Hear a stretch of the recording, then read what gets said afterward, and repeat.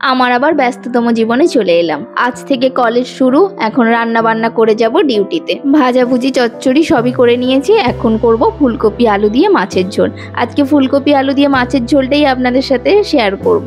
ফুলকপিগুলোকে বড় বড় করে কেটে নিয়েছি, সাথে আলুগুলোকে ডুমো ডুমো করে কেটে নিয়েছি। ফুলকপি আর আলুটা এখন 80% সেদ্ধ করে নেব। অবশ্যই সেদ্ধতে নুন দিতে ভুলবেন না কিন্তু। আরেকদিকে মাছগুলোও ভাজতে বসিয়েছিলাম, মাছগুলোও ভাজা হয়ে গেছে। ফুলকপি আলুটা 80% সেদ্ধ হয়ে গেছে। এখন ফুলকপিগুলো আলাদা একটা পাত্রে নিয়ে অল্প একটু হলুদ গুঁড়ো, লঙ্কা গুঁড়ো দিয়ে ভালো করে ম্যারিনেট করে নেব।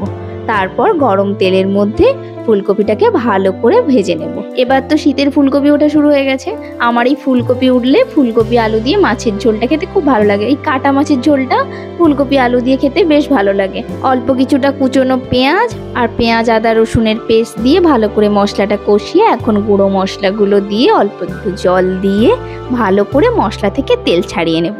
ওদিকে ফুলকপি ভাজার তেলটাতেই আলুটাকে একটুখানি ভেজে নিয়েছি। এখন মশলার সাথে আলুটাকে দিয়ে আবার ভালো করে কষিয়ে নেব ঢাকা দিয়ে। মশলার সাথে আলুটা কষালে বেশ স্বাদটা অনেক সুন্দর হয়। এবার পরিমাণ মতো জল দিয়ে ভালো করে ফুটতে দেব। এই ঝোলটা কিন্তু পাতলাই ভালো লাগে। ভালো করে ঝোলটা ফুটে গেলে এখন ফুলকপি আর মাছ দিয়ে ভালো করে ফুটিয়ে নেব। অসংখ্য ধন্যবাদ ভিডিওটি দেখার জন্য।